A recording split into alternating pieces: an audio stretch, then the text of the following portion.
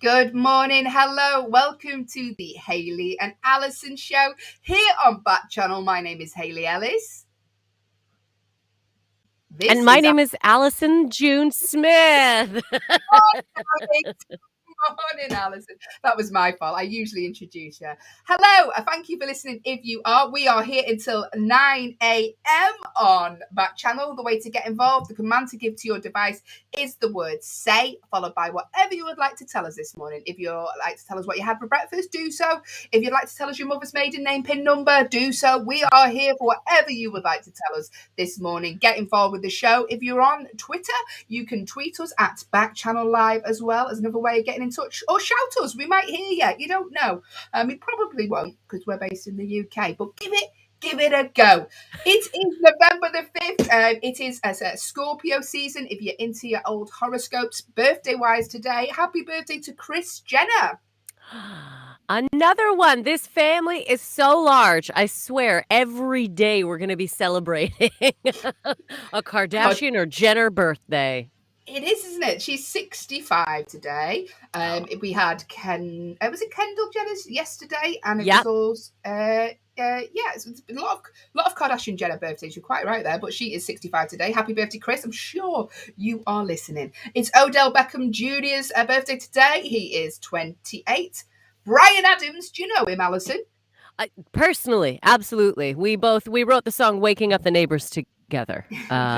People don't know that. No, I do not, but I know of the lovely and wonderful, talented Bryan Adams, who's 61. I know, 61 years of age. Happy birthday, Bryan. And it's AJ Pritchard. He is a celebrity dancer on sort of our version of Dancing with the Stars. He is 26 today. Happy birthday to you all. Here in the UK, it is Bonfire Night as well. Now, if you're listening in the US, it's a bit of an odd tradition that we have here in the UK. It's blown Allison's mind when she first came over. Odd tradition is putting it lightly. Putting it absolutely lightly. I had no idea what Bonfire Night was before I came here. Yeah. To be honest with you, I can't really explain it myself, and I'm from here. Can I try? Oh yes, you go. Let me try. You go. Let me try. Okay. As a North American, I'm going to try and explain Bonfire Night. So, what was the name of the guy? Guy Fawkes was his name? Yes. So, Guy Fawkes didn't like the government, so he smuggled a whole bunch of gunpowder into the basement of Parliament. Is that correct so far? Right. So he got gunpowder into the basement of Parliament. He was going to blow up Parliament. But then I believe he told a girl, was it Kate or something? I forget what her name was. She gave it, found that he was going to do this.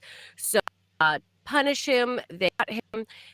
They dragged him through the streets. They disemboweled him and then set him on fire. And then every year you guys celebrate that. Good morning. I didn't know about the disembowelment thing, so that is a bit heavy, isn't it, for this time in the morning? But there we go. Yeah, it's horrific, and we celebrate that every year.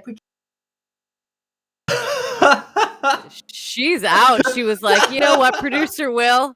Bring in Producer Will, and I'm out. She quit. I don't think that's it. She's just so excited to kind of celebrate this kind of failed assassination attempt on the king and this failed plot to blow up the Houses of Parliament. I understand that, it is weird. Even to me, it's weird. And that, set him on fire, and now you guys celebrate it. They have Bonfire Night. And the way we celebrate it is that we will make, especially children, we'll call it a guy, like we'll make a guy, and we'll say, and then we'll put him on top of the bonfire, or we'll like attach him to the bonfire in some way, and we'll set him on fire. So we'll have children make out of like a newspaper and old clothes a like replica of this guy. And then we all like stand around and eat toffee apples and, let off fireworks and stuff like that. And it's just amazing. There's nothing. And there's like a little rhyme that goes with it. It's ace. Oh, Yeah, hi, Hayley. Sorry, I Hi. just had to go and research Bonfire Night. Get some quick facts together. I just felt the urge to disappear. Apologies It's for okay. that. I know, yeah, you're a big Guy Fawkes bonfire man, aren't you, producer Will? And it's been a tradition. I don't know why, because we're not particularly whatever these kind of people. But as long as I can remember, my whole life we've always had a big family bonfire night. We used to do it at my grandparents' house, and Used we'd to like hide the evidence of mums just by burning it. that's right. And then like somebody in the family we'd make a guy out of newspaper, and like somebody would sacrifice some old clothes. Yeah. Okay. And my favorite part is that. So we'd always have fireworks because we always have fireworks on Bonfire Night. And the men in the family always wanted to take photographs of the fireworks as they were like going off, or as we were lighting them or whatever. But obviously it's dark, and fireworks when they go move very quickly. So there must be 1 million photographs in my family. There's just a black square with an orange line going through it. Because you can't. Just It's like too difficult to someone capture. swiping a lightsaber in front of the camera. Something like that.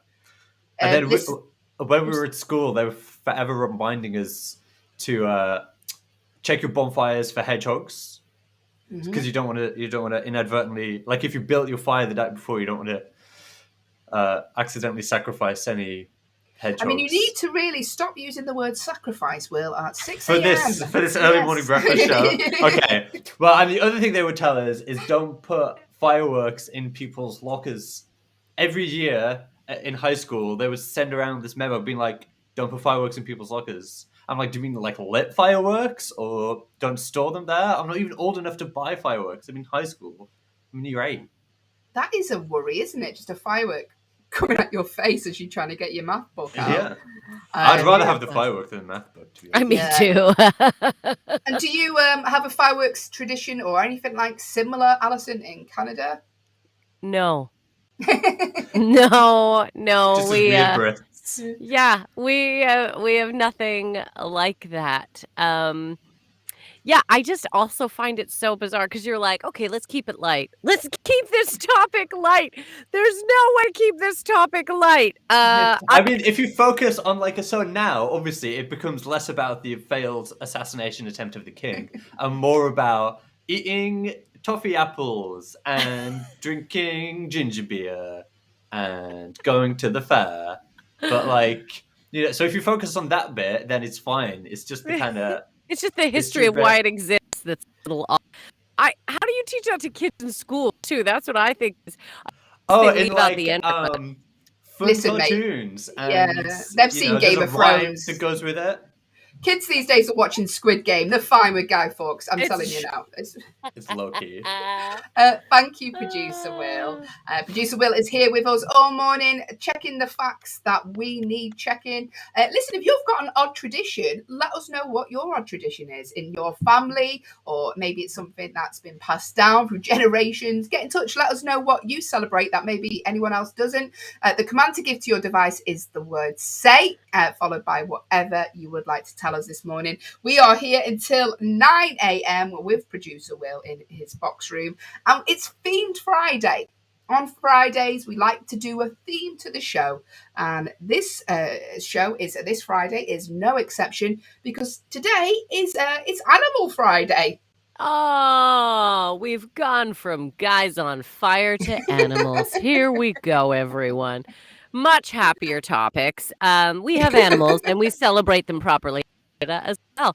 Yeah, we thought today this is theme Friday, so we're going with animal themes, because who doesn't love animals? I mean, maybe people with allergies, but other than that, who doesn't? You could love a fish. Yeah, we're gonna have a great themed Friday on animals.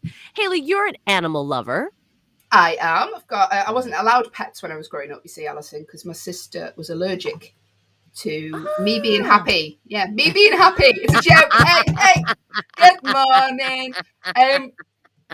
But she does this professionally, everyone. She's a professional joke teller. I have a lot of allergies, and I love animals. And we went to New York one time at Christmas. Might have mentioned it every single show. But we went there at Christmas one time, and they go around the Central Park on horses. Yes. And I was like, oh, a horse. And I was talking to the policewoman on the horse, and I stroked the horse. And then the rest of the holiday, I just come out in hives, Oh. just because I'm so allergic to animals. But I love them. I've got a little dog called, he's called Kevin after the film Home Alone. And my ex-boyfriend, no, I'm joking. It's really awkward though, because she's very allergic to him, and it's tricky. It's tricky. She's so allergic that she didn't get hives. She got a baby. All right, moving on. Yes, moving on. But yeah, he's hypoallergenic, my dog, so he doesn't shed hair. So I'm fine with him. Cats I have allergies to, but I love animals so much. I put up with the allergies. I'll just be like unable to see out of my puffy eyes, but be like, no, let me stroke it. And you've got a dog as well? I do. I have a little Pomeranian. His name is Bear. And, he's my first. So growing up, we tried, we tried to have cats. We tried. But I won't go into the details. It just never really worked out. They, got out, things happened. So we tried several times to have cats. It didn't work. We had budgies. Growing up, which was very exciting because the budgies always seemed to love my father, who, I used to love it because they would land on his glasses or like on his shoulder. They always wanted to be sitting around his head. And then my dad would be like, I'd be getting in trouble for something, and the bird would just be flying around his head, wanting to land on his head. While my dad's like, you need to work harder in school, and just brushing this bird off his head while scolding me. And then he turned to walk away, and there was just like bird poo down his back. It was very hard to take my father seriously with a budgie on his head. But yeah, so now I have a puppy, and this is my first time being a puppy mom. This is my first go at it, and I love it. They bring you so much joy. Animals bring you unconditional love. Yeah, they do. My dog makes me very, very happy. He's adorable. Producer Will is our pet on the show. Let's bring him in. Just as cute. We love him so much. No allergies. He's hypoallergenic. Yeah, you've been kind of lacking on the treats, though, guys. I'm not gonna lie. Didn't want to say it, but this pet talks, which is hard. I know. And he's got a lot of attitude as well.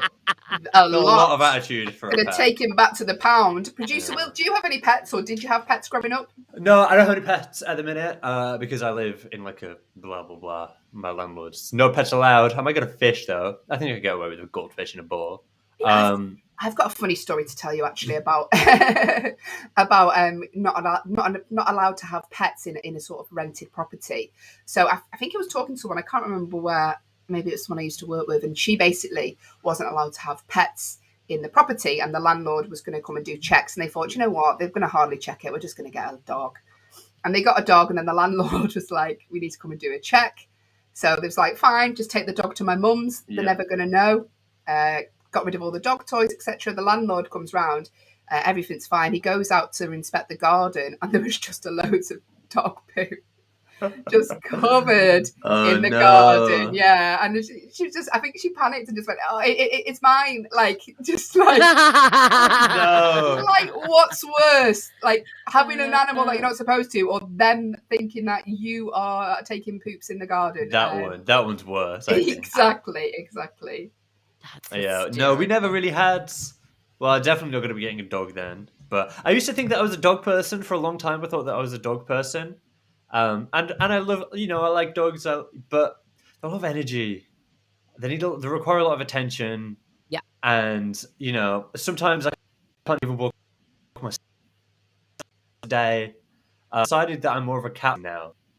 Because like occasional affection, also I just want to be left alone a lot of the time, which I can resonate with really. You sound like a great partner, Will. Just don't want to be bothered. I'm like, I need affection like sometimes. Like sometimes we can hang out, but the other time I need you to leave me alone. Growing up, my sister had a rabbit, like a brown rabbit called Basil, obviously, after Basil Brush, who's how to explain who Basil Brush is to North Americans, Hayley? He's sort of like a UK puppet. So, like, you have He's Sesame a puppet, Street. That's right. You have Sesame Street, which is like quality, and we have ratty old Basil Brush puppet. He was big on like children's television when I was growing up. So my sister had a rabbit called Basil, and he was great. Sadly, passed away the night of my year 11 prom disco thing. So I didn't go to that. I chose to stay at home so I could console my Lord. sister and be with the Were you just family and stuff wearing like that. black just for the rest of the day? Did you just Yeah. sort of have a little veil over your face? I was at night. The prom thing was at night. But I decided not to go so I could be with my family. My date was not happy. She was not happy that I chose to. This could be an agony aunt thing. She was not happy that I chose to stay at home because our rabbit had passed away rather than go to the year 11 prom with her. We're still friends to this day. She's engaged and has a child, and I would say she brings it up every time that I see her. And I'm going yet to to be live it honest with down. you. Yeah, I don't blame her. Sorry, I can't meet you for our date because I'm grieving my sister's pet rabbit. Yeah. Poor Doesn't, Basil. doesn't really wash for me, Will. Look, I mean, that's understandable. I think, No. Producer will terrible with the reasons to not attend prom. Thank you, Yeah. producer Thank Will. you, We will be dragging him in later on. Listen, coming up in the next 2 hours, we are going to be discussing celebrities and their pets. If you're one of our celebrity listeners, get in touch. Let us know who your pet is. The command to give to your device is the word say, followed by whatever you'd like to tell us this morning. We're going to be doing the 1-star movie review. We're going to be taking a movie that's been given 1 star by several people on the internet. And you're going to have to guess what it is. It's a staple here of the Hayley and Allyson show. We are going to be doing our Agony Aunties section. Myself and Allyson are your very glamorous Agony Aunties, and we'll be trying to solve your problems this morning. And we're going to be having a game of true or false. Is it true or false? You can decide. You can help us out with the answers. The way to get involved all morning is the command to give to your device is the word say. Or if you would like to tweet us, get us on Twitter at Backchannel Live, or one word, and you can get through to us that way also. But first, Allyson June Smith, we are going to be chatting about the funny news stories from around the world, first of all, because here on the Hayley and Allyson show, we don't like to give you all the stories that are miserable, that are reality. We like to just give you a little bit of light relief by telling you the funny things that have been happening around the world. Now, I'm going to talk to you about the Queen, because as a royal family member, you're not allowed to accept gifts. If people give you gifts, it's sort of like working for the police and things like that, I guess. You're not allowed to accept certain gifts from anyone. And the Queen gets gifted a lot of things, as you can imagine. Weirdly, though, they've been given a lot of... People have tried to gift them a lot of animals during their time.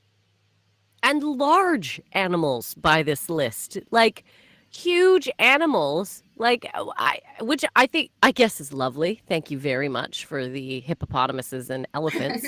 But what do you do with them? And then I kept thinking about so tell the list, Hayley. I don't want to jump in on this story. You tell the story. It's crazy.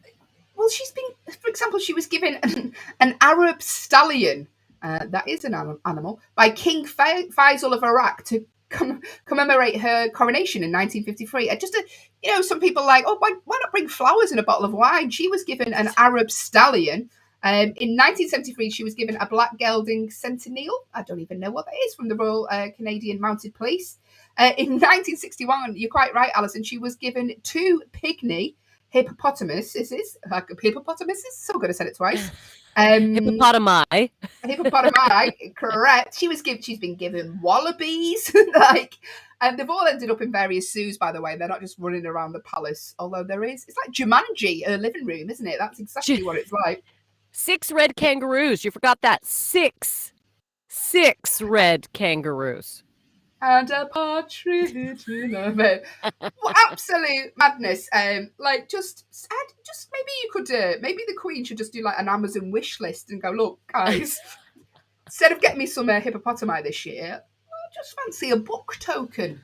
I'm happy with it. Yeah, exactly. Just let me give me a book about animals. That's easier. Let me learn.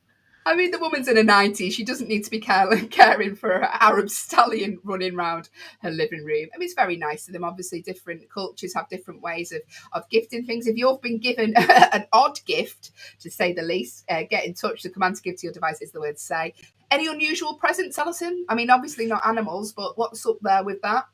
Actually, been gifted? I have been gifted an animal. As a child, I was gifted a frog, a little baby frog, because there was a kind of a marsh pond area by our house, and there used to be this kid who would catch frogs, and so we would put in orders for frogs. This is like in primary school, and so yeah, one time I got I was gifted a frog. I think one of the kids could get home. He's like, "You frog?" They don't live that long when you take them out of the wild and you're a child caring for the frog. That's all I'm going to say. Warning front. Just a little disclaimer there. We do not recommend taking frogs out of their natural habitat. Leave them in the marsh. Leave them in the marsh. Yeah. Did you try kissing it, seeing if you could get a prince out of it? No, no, I did not. Although it was a cute frog. I would have kissed it. It was adorable, but I probably not the best thing to do. But yeah. So yeah, frogs. Lovely. There you go. I mean, I've not been gifted anything as odd as that, as far as I'm aware. If you've been given an odd present, though, do get in touch and let us know what it is. Producer Will, have you ever been gifted anything strange? No animals. Nothing in terms of. Oh, somebody gifted me a wooden elephant once. Yeah. Oh, okay. Was the trunk up? Was the trunk up? That's a sign of good luck.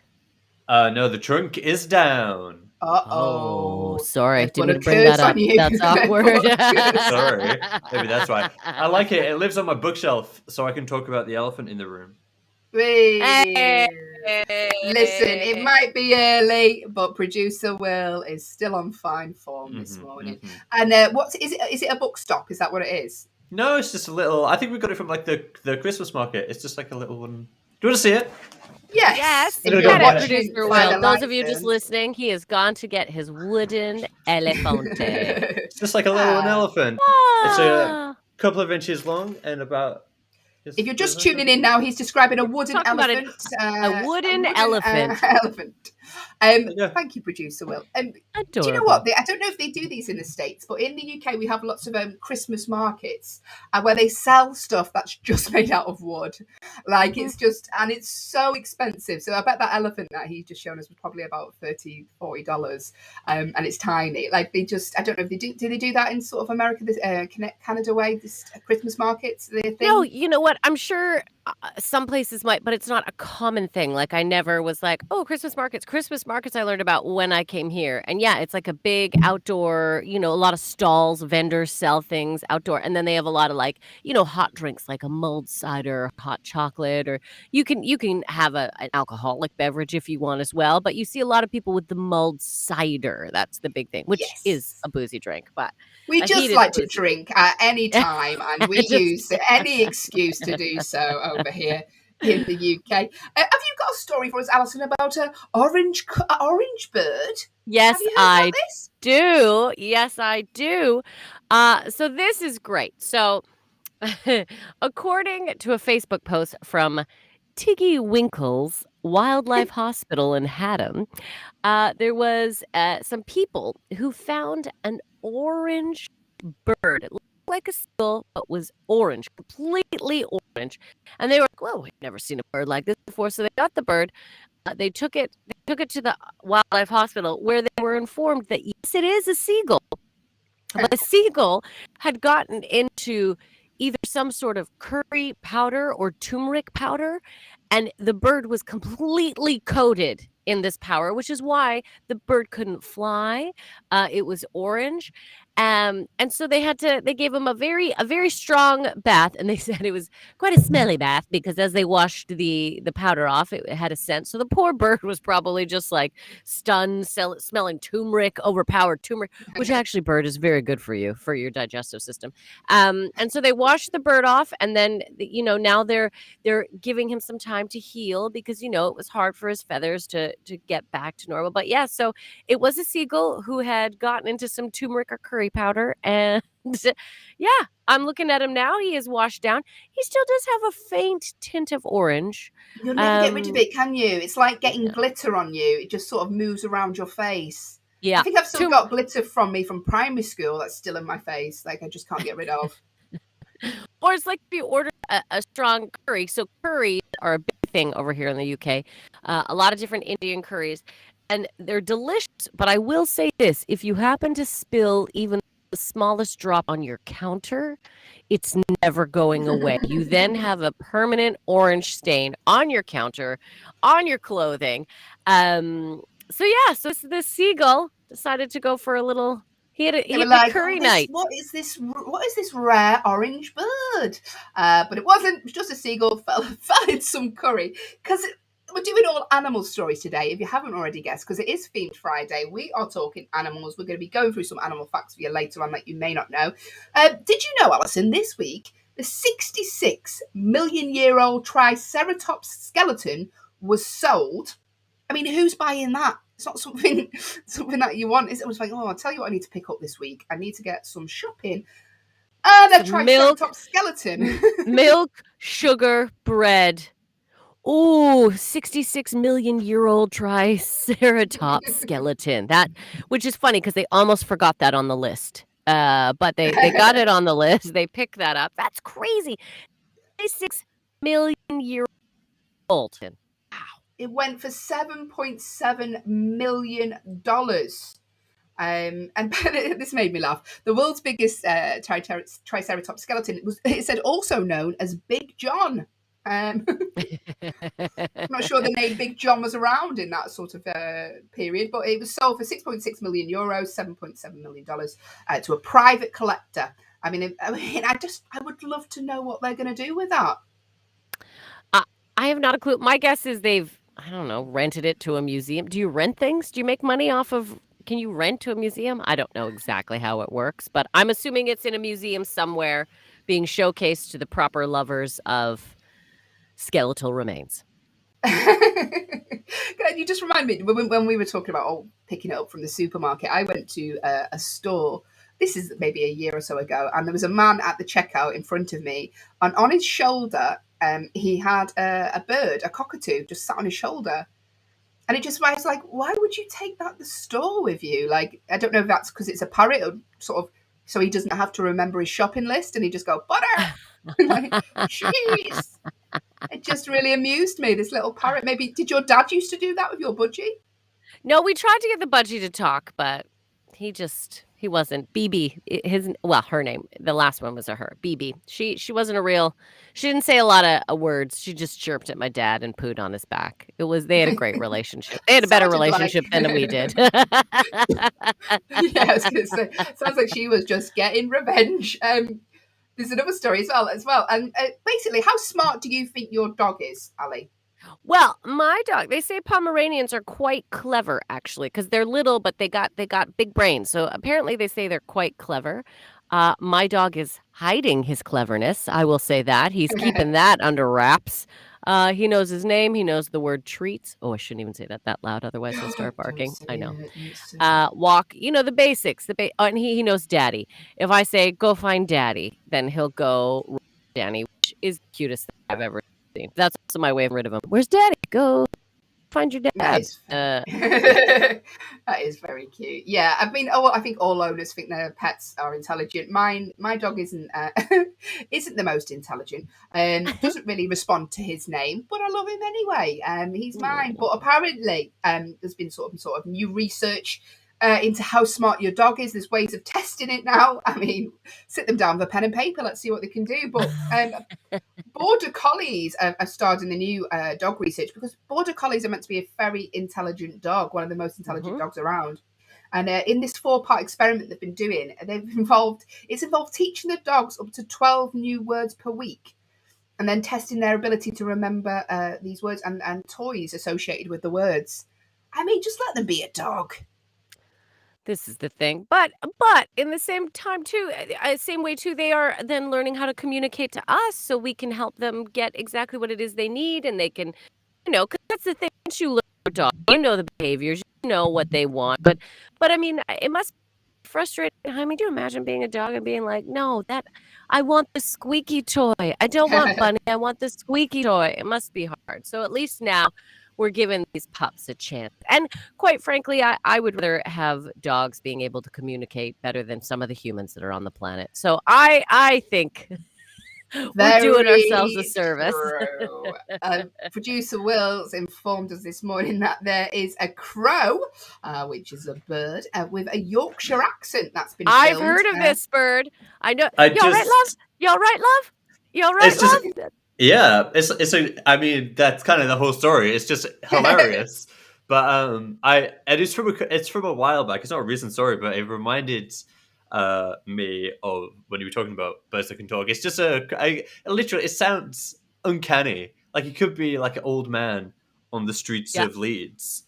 But no, it's just a black crow on the streets of Leeds. You all right, love? You all right, love? Because he's learned how to beg, so he just like sit. Crows like parrots or like many birds can pick up, but he might already at Yorkshire accent. You all right, love? You all right, love? You all right, You all love? right, love? You And he all just right, walks love? around saying that. It's so cute.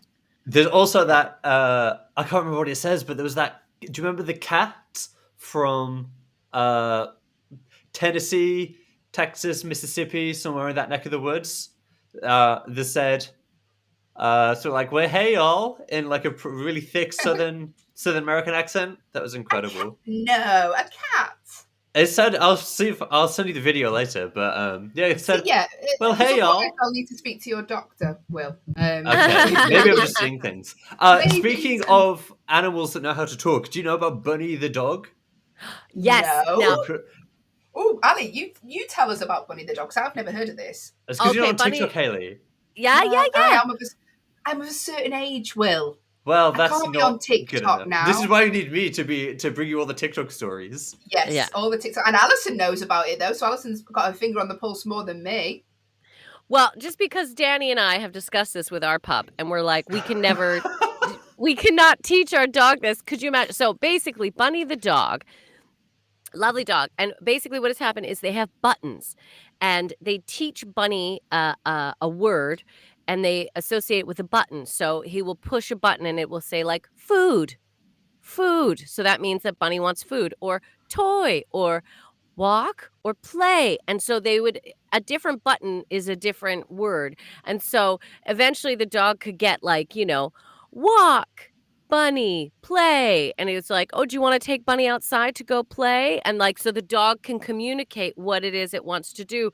And we were like, that's amazing. Maybe we should teach And then we were like, no, absolutely not. The last thing I need to hear is constantly like, food, play, Bunny, food, play. I was like, oh, me too, bud. Me too. And like, Buddy's quite a big dog. He's like a poodle mix something. But from what I've seen of Bear, Allyson, is like quite a bit smaller. So I don't know if if he has enough weight to be able to actuate buttons. To push on the button. Oh, there's Will pressing his button then. Have you heard that? That was Sorry, Will letting us my know he phone needs to be rang. fed. Yeah, The other people. It's the other people I work for, yeah. But yeah, and now Buddy's got like, he must have like 30 buttons. She's got, and it makes like short sentences that are like actual full that mean sentences. stuff. Yeah. Like What is a dog have to say that's so long? That's like a tweet. That's like the length of a tweet. It's like, oh, there's a noise outside that I don't recognize. No, it isn't. Not in like not in those words, but that's what Bunny's saying. Yeah. Or like, what's that? Can I eat it? Or, Yeah. Video. and They now have one. there's- They have one where he sees a bird outside, so he hits bird belly hungry, and the owner was like, like "Do you want to eat the bird outside?" And the Yeah. dog was like, "Yes, like literally." Oh, I'm gonna my. send you some, Haley. Yeah, that is incredible. But like you say though, I don't think I'd like to be interrupted but all night with food, walk, food. I've got that going on in my head as it is. I don't Yeah. need it exterior as well as interior. It sounds like the worst techno song ever, doesn't it? Food, walk. There you go. A dog with more TikTok followers than me. Listen, we're going to be talking about celebrities and their pets now. And we're going to do a little bit of a game because we are an interactive show here on Backchannel. The way to get involved, the command to give to your device is the word say, or you can tweet us at Backchannel Live if you'd like to get involved that way. Listen, we're going to be talking celebrities and their pets. What Allyson, June Smith, Chris Evans, the actor, not the radio DJ based in the UK, what is his dog called? Do you know that? I do not know what Chris Evans' dog is called. I would imagine Chris Evans strikes me though as the type he would name his dog like a human name. That's what I'm assuming. It would be like a Fergus. A Fergus or I don't know. Yeah, I'm assuming it would be a human name. Chris strikes me as the type of person that wants to have a real down to earth connection to his pup. Am I right? You're not right. It's. I mean. Let's be honest with you. If the chances of you getting it right when you're not knowing it is very, very slim. But thank you for giving it a guess anyway, Allyson. The confidence which you said, "Am I right?" Just really amused me. His dog is called Dodger. It's like someone you'd sort of go and watch the game with. Hey, Dodger, you gonna come watch the game? Yeah. Chris Evans' dog is called Dodger. Who has a French bulldog named Foe? But it's spelled Foe. I mean, why they've spelt it when it's a dog? Foe. Who is a French bulldog named Foe? I'm gonna go. That's the wrong spelling. See, when I think foe, I think food. So I was gonna go with a Chris Ramsey or a. I feel I'm off. I'm off, aren't I? You're way off. She's way off the scale. And it's Megan the Stallion has a French bulldog called Foe. I'm wondering if there are other bulldogs or cats are called Fee-Fi. Hey. Hey. We're here all morning till 9 a.m. People, get involved. You both got these going. You and Will are just ba ba ba ba. Bang, bang, bang, bang, bang. Here we go. Taylor Swift. Taylor Swift has a cat, but what is it called? Heartbreak. I mean, you're never gonna. She's given it a full name. It's Olivia Benson. I don't know if that's named after. It sounds like someone she went to school with. I hope it's someone she liked. I hope it's somebody she liked. I'm sure it is if you're going to live with it. Now, speaking of Taylor Swift, Andrew Lloyd Webber, there is a connection, has been in the news a lot recently talking about Cats, which Taylor Swift starred in. And he said writing a song with Taylor Swift was the only enjoyable part of Cats the movie. Apparently, he's so traumatized by the whole thing that he bought himself a therapy dog to cope with the trauma. I think he's having a little joke there, isn't he? But a therapy dog to deal with the trauma of cats. I do love that. That is very fun. Yes. Here is producer Will. You've got more Cats facts. Yes, tell us. I've got some Taylor Swift cat facts. go on. Olivia Benson, which is the name of Taylor Swift's cat, is a fictional character on the NBC police procedural drama Law and Order. So there you go. Named after character from Law and Order. Thank you, producer Will. My pleasure. Full name there. I like that. I like Tay Tay. That's what our friends call her. But yeah, she starred in Cats with Andrew Lloyd Webber, who was very upset by the film. Which I just found he did a tweet about it. It was so funny because he was just basically slating the film. Have you seen this? I've seen parts of the film. As a horror movie fan, even I can't sit through it. I have heard it is not great, everyone. Not great, which is really disappointing when you think of the level of technical things we have now, the special effects, and yet we still just put them in really bad cat costumes. Bad. Everyone, bad. You could make a better one for Halloween. And I think casting choices, I don't know. Some of them weren't really singers. I don't know. It was a rough production, everyone. Even the people in Cats. No, it was could you imagine though being Andrew Lloyd Webber and having all these stars and being one of the stars in this film and knowing from let's say day 2 that you're oh no. Oh no. The credits may as well be in Comic Sans. That's how bad this film is. It's a rough one, everyone. Give it a go if you want to have a giggle on the weekend. Yeah, I mean, you say a giggle, but it is very long. Apparently, when Andrew Lloyd Webber, he's seen it, he told Variety magazine when he saw it, he thought, "Oh God, no!" And then he went out and bought a therapy dog because he must have been emotionally damaged. I mean, that's the guy who it's based on. He just said they got it off the mark completely wrong. But But if you enjoyed cats, let us know. What do you think the IMDb rating was, Ali, on cats? I'll tell you now. Oh, okay. I'm going to guess on cats, the IMDb rating was a 2.4. Oh, you're not far off. I mean, I thought you were going in too low there, but it's 2.7. Yeah, gang. I knew it'd be in the twos. Yeah, I mean, maybe we should do that one day on our one-star movie review, because I'm sure there's lots out there. But yeah, I got about 2 minutes in and I was like, not for me. I'd rather listen to the cats wailing outside my house. We're talking celebrity pets this morning because it is themed Friday here on the Hayley and Allyson show. It's an animal theme today, if you haven't guessed. Which celebrity has a puppy called Minnie Pearl? If you know the answer, get in touch to us. The command to give to your device is the word say. Who owns a puppy called Minnie Pearl? Do you have any ideas, Ali? Oh, Minnie Pearl. I like that name. I like to think it's I'd like to think that Oprah has a pup named Minnie Pearl. Well, that's a good guess. Oprah, yeah. I bet she's got like a really knowledgeable dog as well. That dog knows so many buttons. That dog has written a book at this point, is what's happened, about feelings and emotions and how to communicate. Oprah's dogs are the best communicators on the planet. What are you talking about? That's what's going on. Minnie Pearl can express her feelings regularly. No, I don't even know. Yeah. Is it Oprah's dog? It's not. Oprah's dog is the dog-eye llama. No, it's not. I don't know what Oprah's dog is. But Minnie Pearl is Reese Witherspoon's dog. Oh, good old Reese. That strikes me right. Yeah, Minnie Pearl. That sounds like a Reese Witherspoon's. She's probably named it after one of her aunts, her great aunt Minnie Pearl. Minnie Pearl.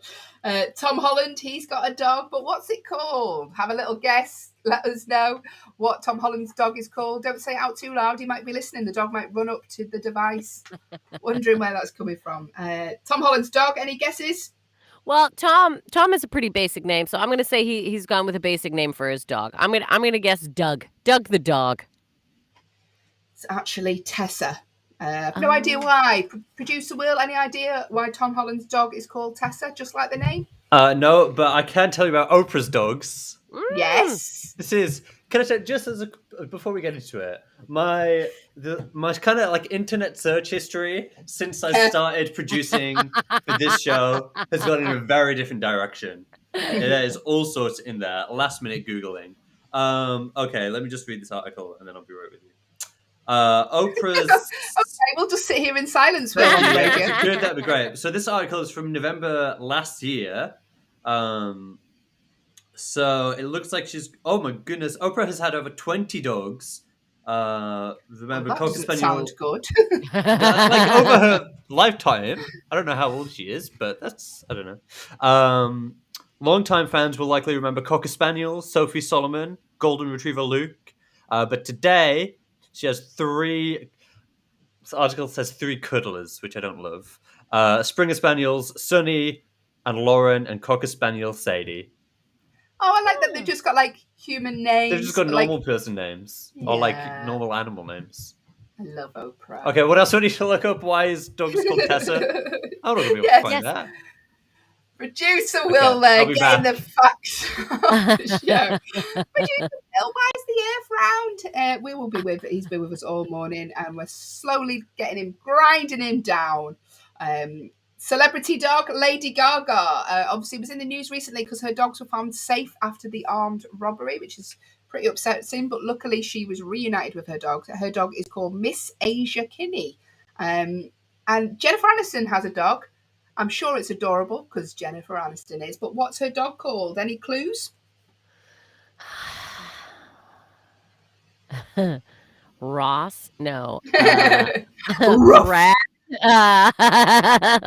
Any series of former exes' names. No, she. My guess is she wants to go with a girl. She's had a lot of guy issues, so my guess is she's going with a girl. I'm going to say Jen's dog's name is. I'm trying to think. I'm trying to get exhale of air. I'm trying to get into Jennifer's head. You're never going to get it, mate. I'm just going to tell you. Okay, tell me. It's Lord Chesterfield. I never in a million years would have gone for Lord Chesterfield. Wow. All right. That's the game we're playing this morning. You're never going to get it right unless you know. Get involved in the show. The command to give to your device is the word "say," followed by your guess. Did you know, Allyson, that this is happening this month? There's a TV channel launching in the UK, specifically for dogs. You know what? I think that's a great idea. I did not know that was happening, but I think that's brilliant because quite often I will put on YouTube puppy music and it has like videos for the dog as well. So Bear can watch like birds flying or like, animals doing stuff and also it's filmed from like a dog perspective, which I really appreciate. So it's like low to the ground. You're seeing things like a dog would see it. And because people leave the house, we're going back to work now. I bet you there are a ton of dogs and pups that were, of course, picked up during the pandemic, as we did. We were a Corona puppy family. I hate to say it. We had already planned on getting a dog, but it just made sense. So I bet you there's a ton of people now whose dogs are suffering with separation anxiety. So what better time than to create a station for them to keep them amused while you're away at work, would be my guess. I think that's wonderful. I mean, I wonder what sort of films they'll be showing, like just Turner and Hooch, Beethoven. Again and again and again. just over and over again. If you've got a dog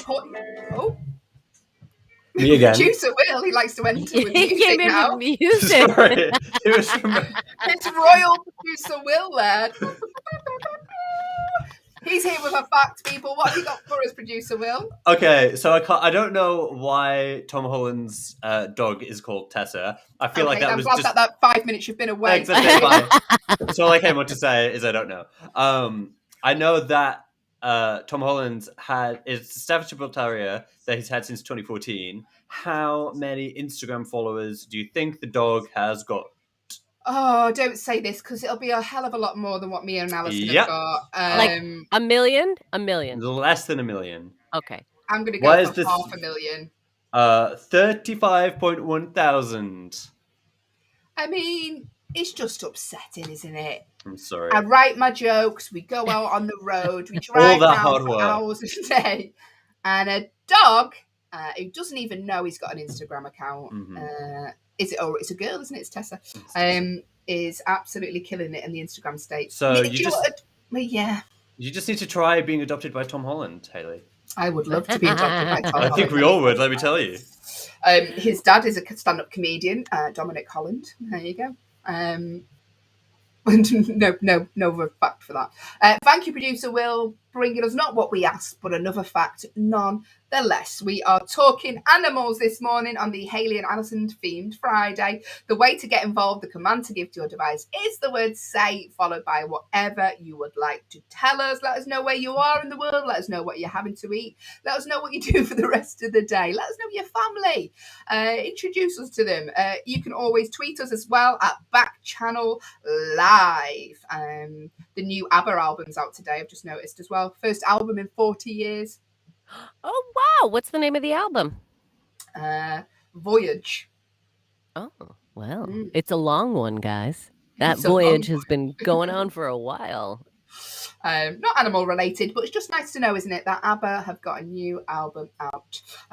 So we are talking now the 1-star movie review. It is that time in the show where we play a game, which we'd love you to get involved with, where we sort of read out reviews that people have given online. 1 star. Famous films that people have given 1 stars to. Must be bad, Allyson, mustn't it, if it's 1 star?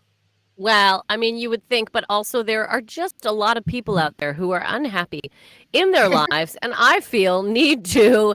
If they can't, they're probably they couldn't go shopping. They couldn't go into shopping centers to abuse store workers, which is often where anger goes. Let's be honest. When you go into a mall shopping, you often take it out on the service people there. So with everything being shut down for quite some time, people had a lot of anger that they needed to get out, so they focused on films. So some of these movies, because I think sometimes people are confused because they're like, oh, if it's a 1-star movie, it might not be that good. So, but it could be a film that is great and actually has great ratings, but it's just these people have given it 1 star. So let's correct that. Yeah. Yeah, exactly that. Exactly as Allyson said. These are the sort of people that complain on TripAdvisor about listen, they could complain about going up Everest and the air not being clean enough for them. Yeah. These are the type of people that we are chatting about. So we're going to give you some clues to what the film is. The first review, these are all different reviews, by the way. Different people have all rated this 1 star. Here we go. Yeah. I was told this was good. We're getting in character, Allyson. Oh, we love getting in character. Yeah, yeah. I was told. I'm not going to keep that up. I was told this was good. I regret listening to that person. This movie is as hollow as its sound effects. It's more lifeless than a puppet show. In fact, it looks worse than a puppet show at times. Meaningless corporate complacency. You would have a better time looking into the abyss, because at least the abyss is staring back. Wow.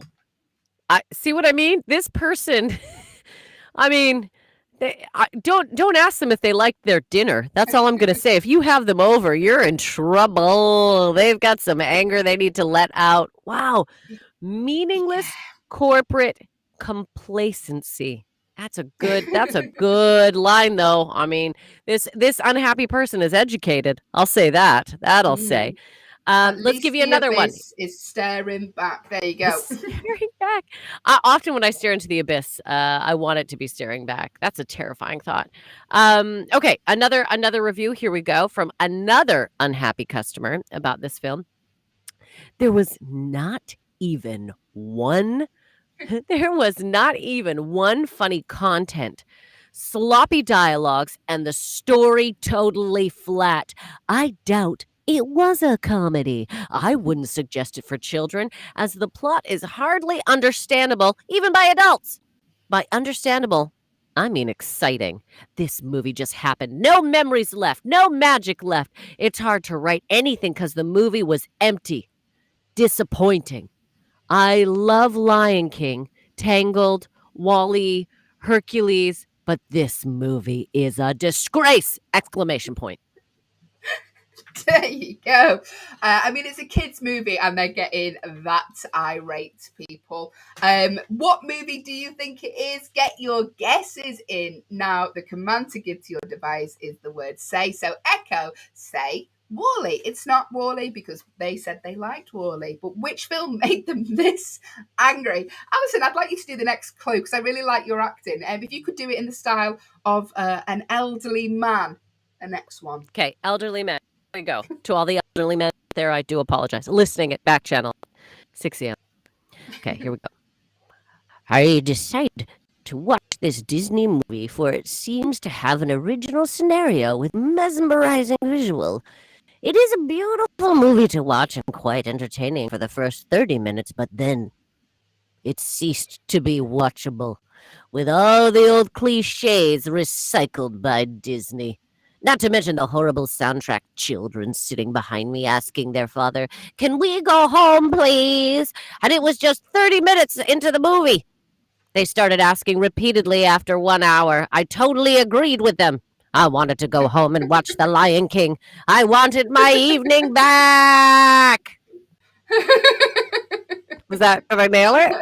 Yeah, that was brilliant, mate. I would cast you. Angry old men.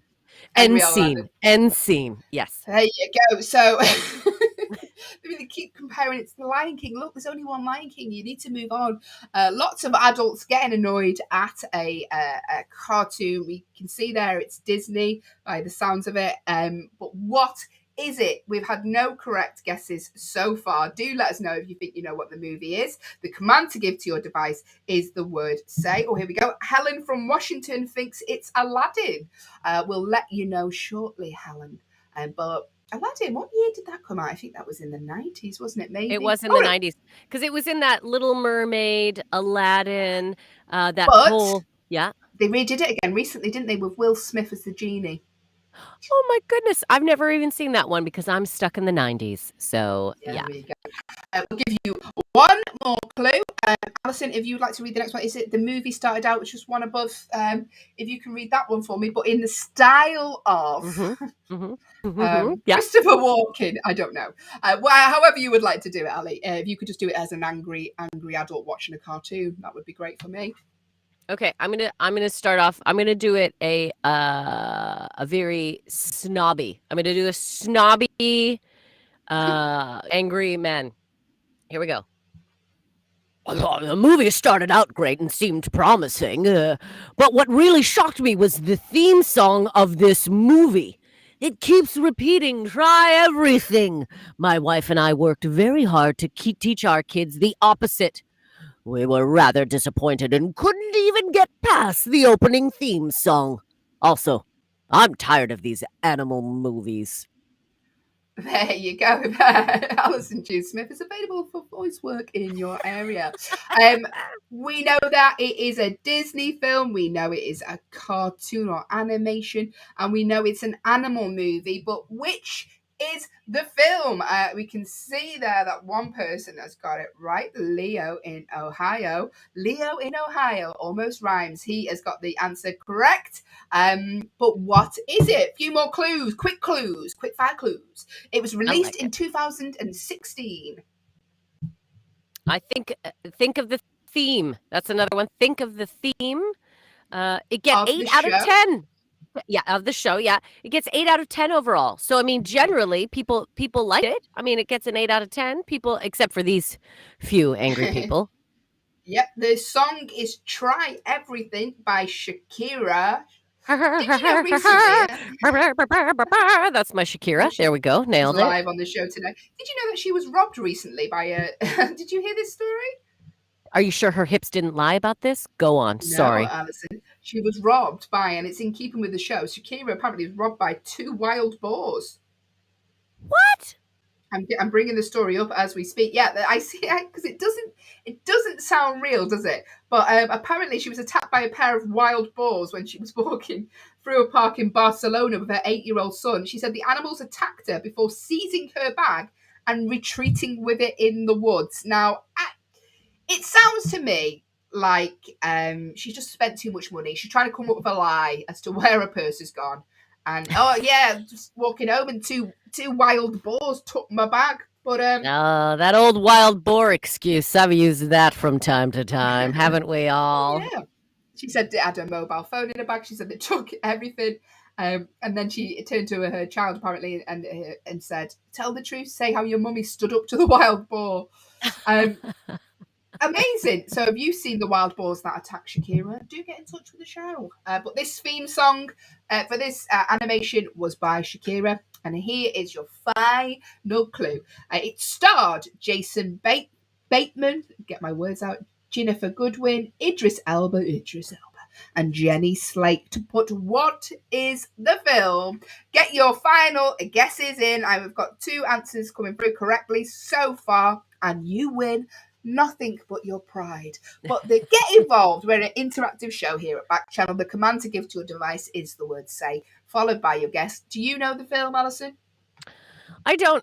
To be honest with you, I genuinely don't. I thought for a little while it might be The Jungle Book, but dating with the dates, no, it's not. It's not happening. It's not Jungle Book, and with the people that are in it is not Jungle Book. I'm beginning to think I myself have not seen this movie. And you know what? 8 out of 10, I'd give it a go. Good thing I'm not going to listen to these angry reviewers. Yeah. Well, I'm going to tell you the film now. Thank you to everyone who guessed correctly. The film is Zootopia. Yeah, I've never seen Zootopia, everyone. There you go. I mean, to be honest with you, I haven't either, but that's because I'm so out the loop. But yeah, Zootopia was released in 2016 in a city of anthropomorphic animals. A rookie bunny cop and a cynical con artist fox must work together to uncover a conspiracy. Got 8 out of 10 on IMDb. It was a very much loved film, but not by these people in our 1-star review. Thank you for guessing correctly. If you can, well done. You can feel all smug for the next hour of the show. Coming up in the next hour, we're going to be testing your trivia in our true or false game. We're going to be doing you some animal facts because it is a themed Friday and it's an animal theme today. We're going to be solving some of your questions in our Ask and Answer section. also, which is coming up very, very shortly. Thank you for joining us if you are. We are here till 9 a.m. today, as we are every morning, Monday to Friday. Get involved with the show. If you've got a problem you'd like myself and Allyson to solve, /discuss, / not really do anything with, then get in touch. The command to give to your device is the word say, followed by your problem. And we've got some problems to solve today, Allyson June Smith. Yes, we do. We certainly have problems to solve, which, hey, let's try this. Again, Hayley and I are not professional therapists, which is shocking. I know you're like, but you know everything, except for the movie Zootropolis. But we are happy, and we want to hear these problems. We want to talk about them. We feel the more that problems are out in the open, the more we all benefit. So let's start off with the first one. I'm going to read it out. Hayley, you tell me what you think. So here we go. Fed up in a room, people glued to their devices, or my children texting at midnight. I have decreed that all mobile phones and tablets will be shut in a drawer from 6 p.m. until after breakfast the next morning.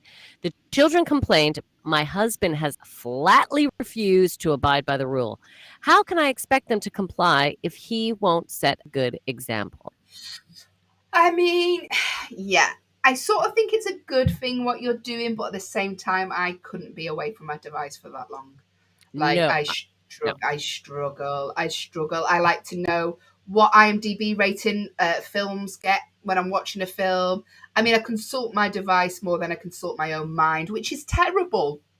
It is a terrible thing to do. And I agree. I wouldn't want my daughter, when she's grown up, to be on her phone all the time, because I just think it's such a negative thing. But at the same time, my phone is better than my partner's conversation sometimes. So Here's the other thing. I get it. I appreciate very much what this parent is trying to do. But unfortunately, technology has become such a part of our lives that I also feel what you might be doing is cutting your child off from their friends. Because unfortunately, this is also a way that a lot of socialization happens. And I know we want to go back to where it was like kids were outside playing, but those times are never coming back unless technology completely blows up and fails and goes away. So I like, in theory, parent, what you were trying to do. Here's what I would do. I would maybe say, because 6 p.m. till the next morning. I mean, think about it. Your kids get home at 3. They do some homework. You have dinner. They've actually not really had that much screen time, being at home. So what I would do is maybe have a discussion with the family. Maybe there's a daily hour or two where you decide no tablets. And this might be a nice thing to go, okay, for your non-tablet hour or 2 hours tonight, what are you going to do? And then they go, oh, okay, from this time to and maybe do it or maybe later in the evening, let's say 8, because they say you should stop looking at your devices to go to sleep. So that might be a good thing if you go, okay, let's cut it off at this time. So I completely support you, and you're tired of everyone being lost or no phones at the dinner table, but maybe a bit more thought about just time periods or slower chunks of time, because actually it also shows now that kids, because there's so much screen time, they get anxiety if they don't have access to screens. So again, I don't want to say what you're doing is wrong, because I think it's great, but I think there might be maybe more of a middle road that you could actually involve your children in a discussion about. How about that? How about that? Let us know if we have solved your problem. Text in, but not after 6 p.m. because your phone will be in a drawer. Yeah, I think you're right. Maybe an hour or so a day, and then you sort of maybe can put that up to 2 hours and just see how you get on. Start small, and then if you need to increase it, then increase it. But just start small and then see how you get on with that. I think that is a good plan. Here's another problem we have had in. Allyson, see what you think of this one. All right. I now work from home, and my husband, who is retired, has taken to sitting in the study with me. Oh, must be posh. They've got a study. It's not this I mind, but rather the constant commentary on the contents of the newspaper or the TV on full blast. How can I politely ask him to either leave or at least be quiet? So they're working from home. Her husband's retired, and he's sort of sitting in the same room as her, just commenting on things, TV on full blast. What can she do? Well, I love that your husband wants to be around you and share his day and his thoughts. You know, he probably, this is a big thing too. He's retired. He's probably used to being in the office, lots of people around, or whatever his job was, chatting with people. So I get it. Maybe I'm assuming that if you have a study, you probably also have some other rooms in your home. So perhaps you could say to your husband, look, when I'm in the study, that's, sure, I'm there and I don't mind. But if I go into this room, that is because I need to focus on work, or I need to not be disturbed. So he could know, oh, okay, if she's in the study, I can chat. But if he goes into the other office, or if she goes into the bedroom, or you say, certain times of the day, again, a time thing, between 2 to 4 are my real busy hours. If you don't mind, I don't mean to be rude, my love, but I need a little privacy during that time. Or maybe the night before, just map out what your day is looking like sometime. So again, it's more just discussing schedules. It's not that you don't want them there, but you could say, I don't want to be rude by not being able to engage with you at certain times while I'm working. So maybe more of a conversation of when your husband's babbling is accepted and when it's not. No, when conversation can happen and when it can't. My answer is a lot simpler than that. It's just put a lock on the door. Put a lock on the door. Don't let him in. Listen, he's your husband. You should be able to speak honestly with him. Tell him tell him to go elsewhere. Tell him to get out. Tell him to go golf. Tell him to go see his friends. Just get out the house. I'm still earning here. It's all right for you, old smuggo, all retired. But Missy here's got to earn the dollar. So, just be honest with him. Just say, I need this space. You need to go elsewhere. Actually, Hayley, forcing him to get out of the house, I think, is a good thing. I think when people get retired, their world starts to get a little bit smaller because they're just at home. So by being like, can you go do something today? Like you're actually doing your husband a favor, just so you know. And, because you can't be in each other's faces all the time. As we've learned through pandemics, dear God, while there's an open world, get out there and enjoy it. Yeah. Exactly that. And say it like that. Oh, dear God, get out there. God. Producer Will has a problem for you, Allyson.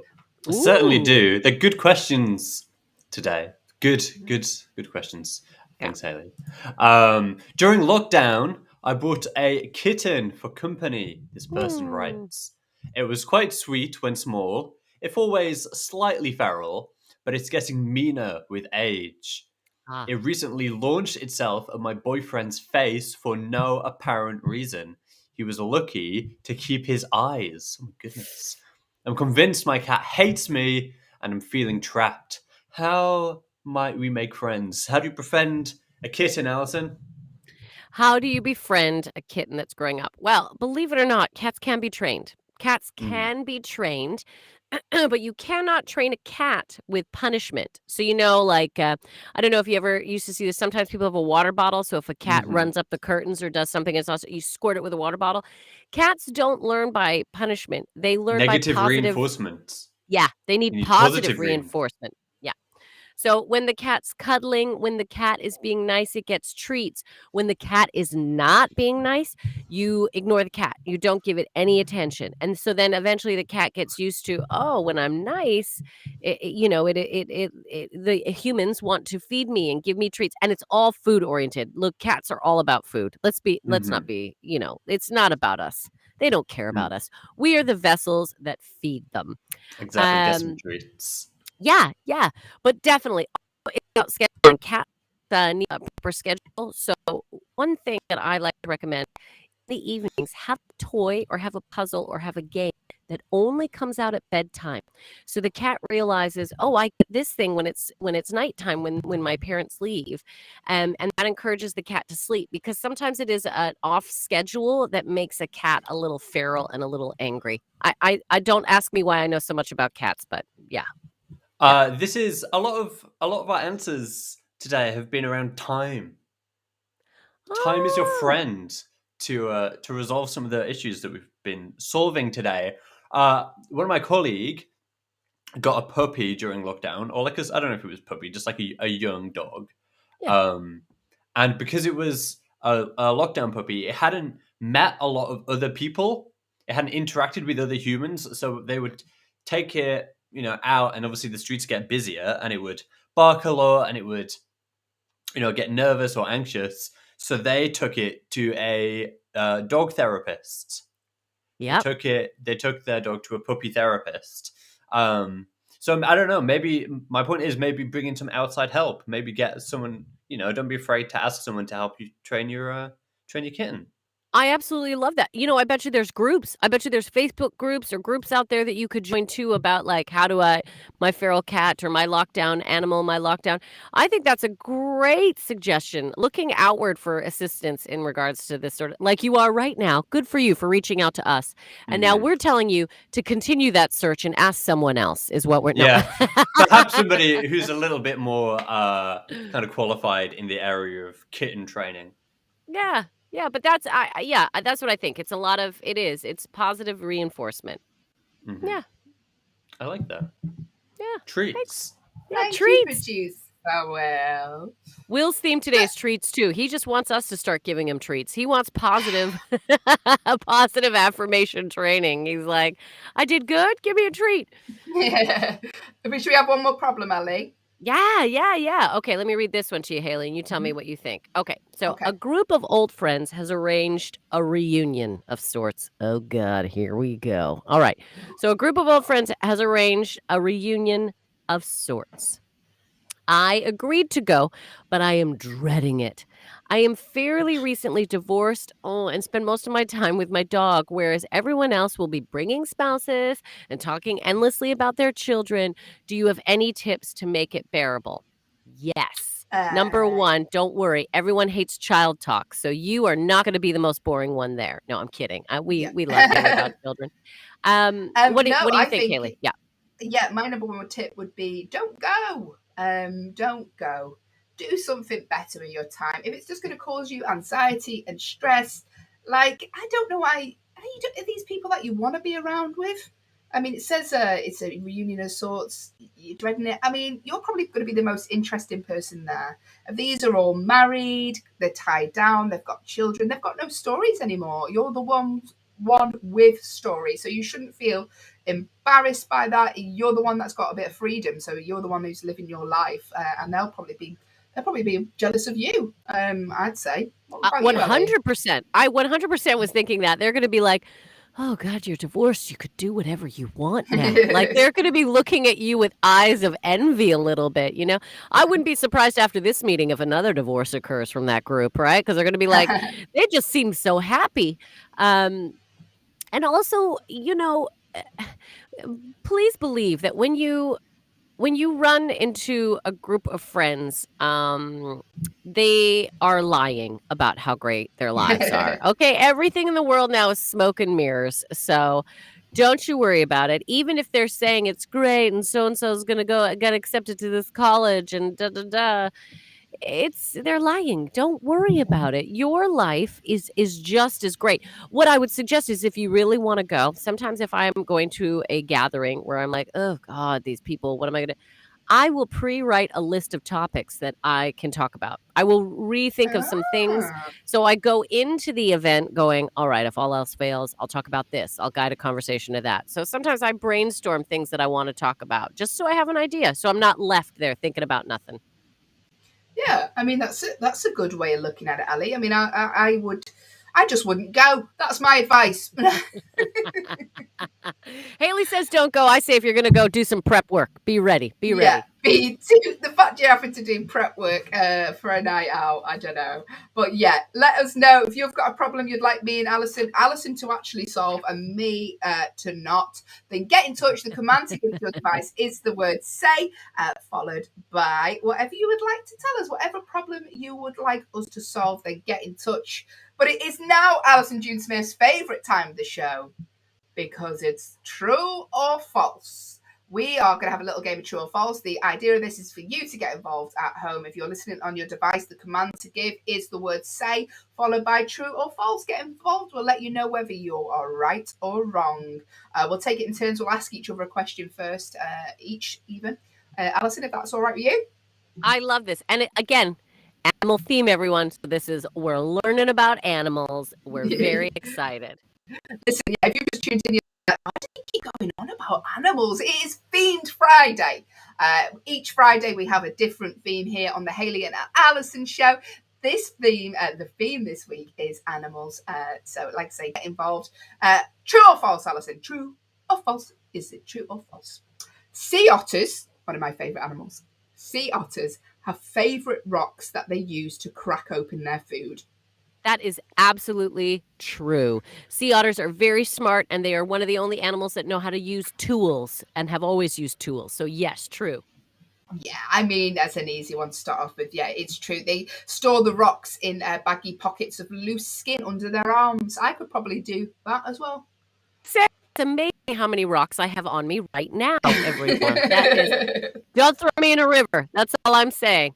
Okay, good. Okay, let's move on to this one. Oh, I don't even. Okay, true or false, Hayley? Yes. Cows, okay, good old cows, have best friends. Ah. I know. Oh, I hope that's true. You want it to be true? Yeah, I really like cows. I think they're really an emotional animal. When you look at them, those big eyes blinking at you. Yeah, I hope they have BFFs. I hope they have little friendship bracelets they put around each other's hooves. Oh yeah, let that be true. Please let that be true. Is it true? Hayley, happy Friday. It's true. It is absolutely true. When cows go out to pasture to graze or rest, they tend to do it with a cow friend. Oh, scientists have found that they get sad when they're separated even. Oh, that is so sweet. Also makes me a little sad that they do get separated. But moving on, it's Themed Friday. We are playing true or false. Get involved. Right. The next question we want you to answer at home, is it true or is it false? The command to give to your device is the word say. Dogs sneeze when they're playing to show that they're not having fun and want to stop. Ooh. Did you know if that's true or false? Do you know what? I'm going to say that's true because my dog sneezes as a sign of like agitation. Like when he's, when he wants something and we don't give it to him, he starts to kind of sneeze a little bit. Or if we've given him belly rubs and then he's over, he'll just like sneeze and like get up. So I'm going to say a sneeze. Yes, I'm going to say that's true. Okay, Tony from New York has messaged in. He thinks that's false. I can tell you that the answer is false. Dogs sneeze when they're playing because they're having lots of fun. It's called play sneezing. I have misread my dog. I'm like, oh, you want to stop? You want us to stop? All these times he's been, no wonder he sneezes so much. He's like, achoo, let's keep it going. Achoo, achoo. And I'm like, oh, it's been too much. You poor thing. Let's calm it down. Aww. Yeah, he sneezes. I mean, it's a good job it's not coughing at the minute, isn't it? Why's your dog sneezing? Get a mask on it. But yes, thank you for participating in that one, Tony. Give it a guess. Have you got one for me, Ali? Yes. Okay, Hayley, true or false? Cheetahs roar just like big cats do. Cheetahs roar just like big cats do. So all the big cats, cheetahs, they roar just like the other big cats, like lions or like. I mean, I don't think I've ever heard a cheetah roar, but then I've not been around them, have I? It's not like I just see them every day. I mean, I've been zoos before. I've heard lions roar in the zoos. I've never heard a cheetah roar. I'm going to go false just because when I have been to zoos, I've not heard it. I mean, I'm not saying that's nothing to go off, is it? But that's fine. Yeah. False. Hayley, you're nailing this today. Absolutely false. Cheetahs do not roar like other big cats. They might be super fast, but unlike other big cats, cheetahs can't roar. They cannot roar or, get this, climb trees.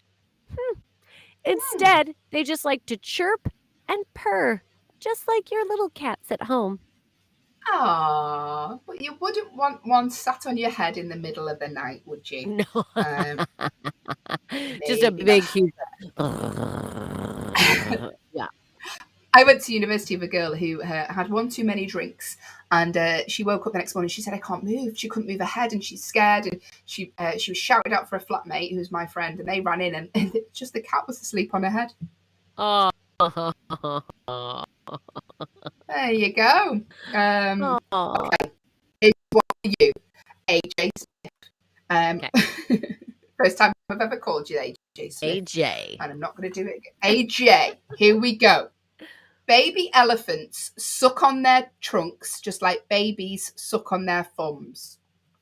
Oh, I'm going to say that's true because I love zoos. I go to zoos all the time. And I'll tell you, whenever I see a baby elephant, 9 times out of 10, eventually their trunk ends up in their mouth and they're sucking on it. So I'm going to say true. I think they do suck on their trunk like a baby sucks on their thumb. They do. It is true. It is true, Allyson. Apparently, it helps them relax. It also helps them learn how to feed from their mums. Oh, it's adorable. Oh, that's so cute. Oh, it's so cute. So cute. Baby elephants. They're the sweetest little animals in the planet.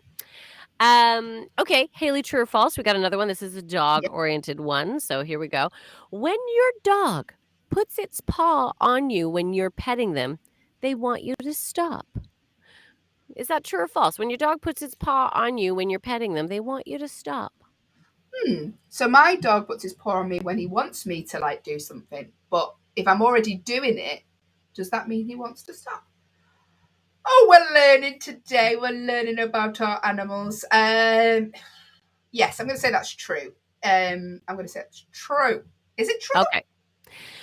Hayley, this is your first wrong answer, but that's okay. There's only been one so far. It is false. When they lay their paw on you when you pet them, it can mean they like what you're doing and don't want you to stop. More, please. More, please, is what that means. I know he does do it, but then I thought if I'm already doing it, is he saying more? Okay. All right. I'll let you have that one. Thanks. All right. It's going to flip the board now and not play anymore. Allyson, is it true or false? Is it true or is it false? Rats are ticklish. True or false? While you're thinking about this, Allyson, if you want to get involved at home, the command to give to your device is the word say, followed by true or false. Let us know. Do you think rats are ticklish? Is it true or is it false? Tell your device now. Allyson, what do you think while we're waiting? Well, I like the idea of a rat. I think, the idea of them liking it. But I think rats, if they were ticklish, that would be a very inefficient thing within them because they're running around, they're running through little crevices, right? If they're ticklish, oh my gosh, it would be a real hard thing in life to have to, avoid anything that tickles you as you're foraging for survival. So I'm going to say false. I'm going to say rats are not ticklish. False. Okay, I can see Mike in Texas has said he thinks it's true. And I can tell you, Allyson Jean Smith, that Mike in Texas is correct. What? Well done, Mike. Yes, Allyson, rats are ticklish. Give it a go. If you see one in a sewer, give it a little tickle. Apparently, rats have a ticklish spot, so they make lots of squeaking sounds when you tickle them there. I mean, who has found that out? Mike, are you a rat? Are you a rat? If you are rat, just say to your device, say, that's my rat. That's me doing rat. As you can see, I've nailed all of my imitations today, impersonations. Interesting. Okay, rats are ticklish. Did not know. All right, Hayley. Oh, look at you. Keep getting. Okay, yeah. I was going to say dog ones. No, this is not a dog one. This is a cat one. Let's see your knowledge. True or false? Unlike dogs, cats don't recognize their name when you call them. So unlike dogs, cats don't recognize your name when you call them. True or false? I think that's false because my partner's mum has cats and they definitely know their names. They 100% do. I mean, yes, she is sort of like holding treats as she says them. But no, I think cats do recognize their names. I think so. I think so. So you're saying true. Yeah. Well, Hayley, you would be incorrect. You're on a streak now of wrong. Yes. I'm sorry. False. No. False. Your cat does not know its name, but sometimes, even though you keep calling and calling, Mittens is just choosing to ignore you. Oh, wait. They do. They do know their names. False. I'm not. Yeah, your cat does know its name. I'm sorry, I misread that, everyone. Let it be known that Allyson was incorrect in reading the pre-planned response. Hayley turned it around. You're right. Yeah, that is false. Your cat does know its name, but sometimes, even though you is doing a Bill Clinton.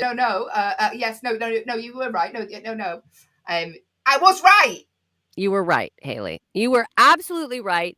I read the answer wrong. Hayley is right. Hayley is always right, everyone. Can we get that, producer Will, can we get that audio clipped? Hayley is right.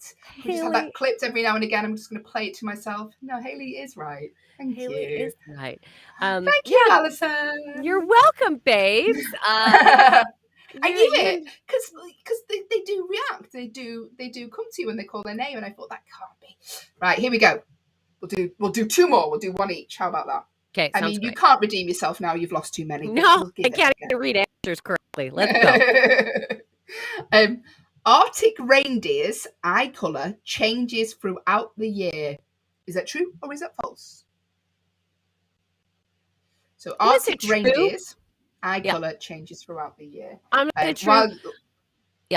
I'm saying true. Yes. With the temperature change. That's what I think. Have other people agreed with me? What are all the people saying? What are the reindeer experts saying? If you're a reindeer and you'd like to let us know, then do get in touch. I can see that James there has said that he agrees with you. He says that's true. And Alice as well in LA, she thinks that's false. Oh, okay. So we've got one of each, and you were saying true. Do Arctic reindeer's eye colour change throughout the year? Is it true or is it false? I can tell you it is true, Allyson. Well done. And well done to you, James, as well. Yeah, the Arctic reindeer have gold eyes in the summer and blue eyes in the winter because of a special membrane in the back of their eyes. Its colour changes to help them see better in changing light. It's a pretty nifty little trick, isn't it?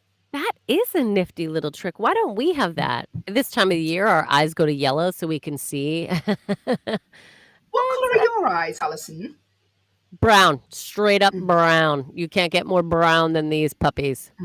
Yeah. What about you? You're blue. You're blue. I'm blue. Yeah, green is apparently the rarest eye colour, isn't it? If you've got a green eye colour, apparently it's a very small percentage of people. Get in touch. If you've got red eyes, let us know. I've always got red eyes in the morning. They do change colour depending on how tired I am. Thank you for listening to the true or false game. We're going to do one more question of a true or false, and then we're going to be moving on. We've got some fun animal facts for you coming up. It is Themed Friday here on the Hayley and Allyson morning show. We are with you until 9 a.m. Get in touch if you want to get involved. People have been getting in touch throughout the show. The way to do so, the command to give to your device is the word say, followed by whatever you would like us to know. Listen, we are here for you. Whatever it is you want to tell us, then do. We're like your confessional box. Get in touch. I mean, not with anything too serious because it is a breakfast show. But the command to give to your device is the word say by whatever you would like us to know. Give me one more, Allyson. Let me see if I can get this right. All right. Oh, it's a little penguin fact. Here we go. Penguin facts. I love penguins. Okay, so tell me, true or false, Hayley? Some species of penguin are very romantic. All right? They're romantic. The boy penguin will give a pebble to the girl penguin that he likes. Oh my God. Is that true? I'm going to tell you that, Allyson, I know the answer to this one. I know this is true because I have heard this before, and I just thought it was the cutest thing I've ever heard. I mean, if my partner gave me a pebble, I probably wouldn't find that as cute. But a little penguin, yeah, that's true, isn't it? Oh my goodness. Yes, it is true, Hayley. I know. Male Adley spends a lot of time finding just the perfect smooth pebble to impress the female penguin. If she likes it, she'll put the pebble in her nest to prepare for their eggs. That's so cute. That being said, gentlemen, don't ever think that a pebble will do instead of a ring. Yeah. If you like it, then you better put a pebble on it. No, not for us. That was our true or false game. We will be back on Monday with another true or false game. But first, it is Themed Friday today. Our lovely producer Will has provided us with some animal-based facts to tell you throughout the show. And I've got another little game for you to get involved with, because we're currently going to be telling you about the top 10 illegal pets to own in the United States, right? So these pets are all illegal, but can you guess what is on the illegal list, pets-wise, might I add? I'm going to start you off because they're not what you necessarily think when you think of illegal animals, because one of the pets that is illegal to own in the US of A is a hedgehog. Well, because they're endangered. Aren't hedgehogs endangered? That's why in the UK there's a lot of talk about saving the hedgehogs. Be careful of the hedgehogs. As we've learned when you're celebrating that glorious Guy Fawkes Day, don't let the hedgehogs burn in the fire. That's strictly for human memories. So hedgehogs. Yeah, I could see that being not wanting them. I could see that. Apparently they're illegal to own in the US of A, but they're also illegal to own in other states, including California, Hawaii, Georgia, and Pennsylvania. Some cities like Washington, D.C. and New York City also have laws against owning them. But there you go. Like, a lot of people in the UK and other areas of the world now, they actually keep them as pets, which I don't agree with really, but there you go. Another animal that is banned in the US. Think of a fierce, ferocious animal. And this isn't it, because ferrets are banned. Did you know that? Ferrets are banned. Do you know what? I didn't know that they were banned, because I knew people who had, well, when I was young, I had a babysitter who had a ferret. They are in skunk, everyone though, so you should know they actually, if you have them as a pet, not in the States, sorry everyone, you can't do it, but you have to have their scent pack removed, because they have a stinker like skunks. They'll give off a little stinky smell, but they're and they actually can be vicious. Hayley, you mocked it, but ferrets were used for hunting. Did you know that? They would put them down like holes, rabbit holes, gopher holes.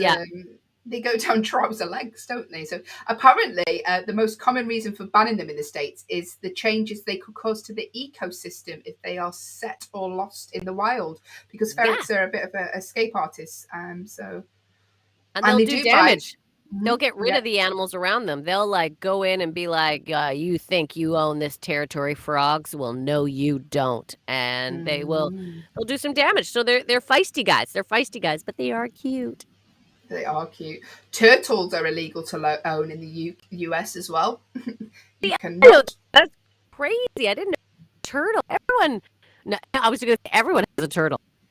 But I've known a lot of people who have turtles, I thought. Well, it's specific states in the US on this one. So you cannot own a pet turtle in North Dakota or North Carolina, and other states have bans on selling them. Listen to this. If their shell measures less than 6 inches, you can't sell them. Interesting. So size does matter. There you go. When it comes to turtles. When it comes to turtles. You mentioned them before, but skunks are illegal to own in 17 US states. You know what I've always thought, because did you guys, what cartoon was it? Was it that Pepe Le Pew? Yeah. Yes. I always thought that skunks, too, whenever you see them, they are so pretty. I love black and white though, so I got to admit, whenever I see a skunk and the way they move and their bushy little tails, they are adorable. To me, they would make the cutest pet, but the fact that they haven't really been domesticated makes me go, there's probably a reason for that. So that is one of the reasons. Apparently there's no rabies vaccine for skunks, so they can pass the disease on to other animals and humans. Part of me is intrigued as to how badly their scent smells. Aren't you intrigued by what it smells like? I've often thought, I'd like to know what a skunk smells like. But then I realized that if I can smell what a skunk smells like, I will smell like the skunk for a long period of time. So I don't need to know. Do you know the best way to get rid of the smell of skunk? If your dog or if you or, do you know the remedy? I do not know the remedy, Allyson. Please do tell me. Okay. You have to bathe in tomato juice. It sounds like you've just made that up.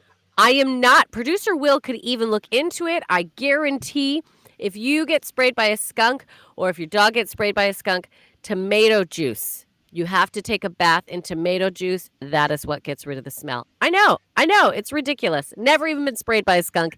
And I know these kind of facts, everyone. I mean, surely that would smell worse if you're bathing in tomatoes and you just smell like tomatoes.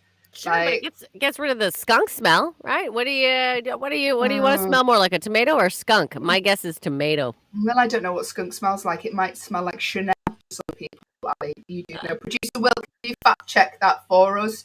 If you are still there in your box room, Will, we want to know, does bathing tomatoes get rid of the smell of skunk?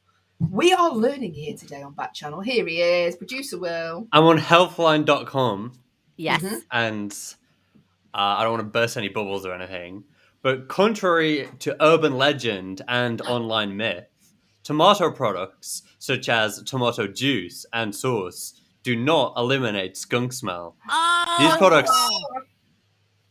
These products may help mask odor, but they do not oxidize or destroy the, oh my goodness, I can't say those words, the chemicals that cause them. This is also true for beer and oatmeal. So I'm sorry. Okay. So you're just masking it because you just smell it. So now you smell of tomatoes and skunk. Apologies if you've been sprayed by a skunk and you just took In the Allison's last advice. 5 minutes. Yeah. And you're like, oh, June Smith just said that I can cover myself in tomatoes, and now they reek of both. There you go. How to remove?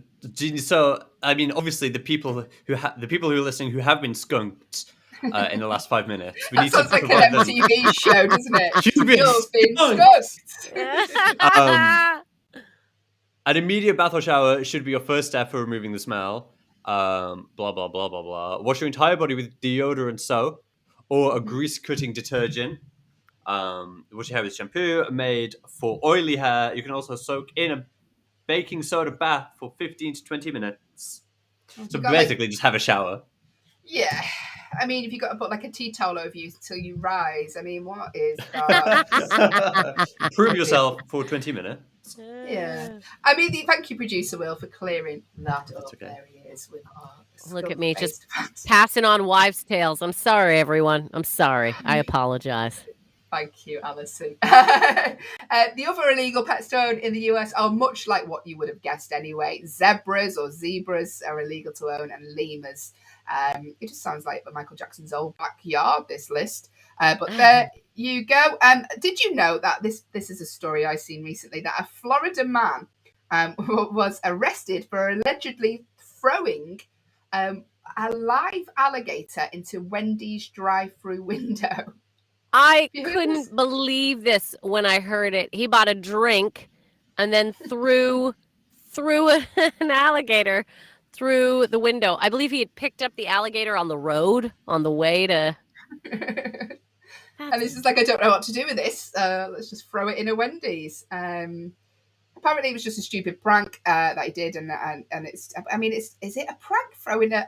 He's due for a court appearance on Tuesday, and apparently he was told to, or he's had the court appearance on Tuesday, sorry, and he was told to stay out of all Wendy's restaurants and to limit his contact with animals to his mother's dog. I mean, he's also got to undergo a mental health evaluation, which I think is a good point, because we talk about who throws shoes in Austin Powers, but who throws a crocodile into... That's got to be assault. You could get charged. Like, that's got to be assault of some sort. Like, I mean, wow. I'd imagine having to ring the police. Hiya, yeah, sorry, I've just been at work and someone's threw a crocodile at me. Bit snappy. Hey! I like the fact that you said he ordered a drink, though. So he didn't just go throw it. No. He was just like, oh, I need to order something. I don't want to seem rude. Yeah, I need to get through the drive-thru. It's also morning. I would like a coffee, and then I'm gonna throw this crocodile at them. That's my plan. Wow.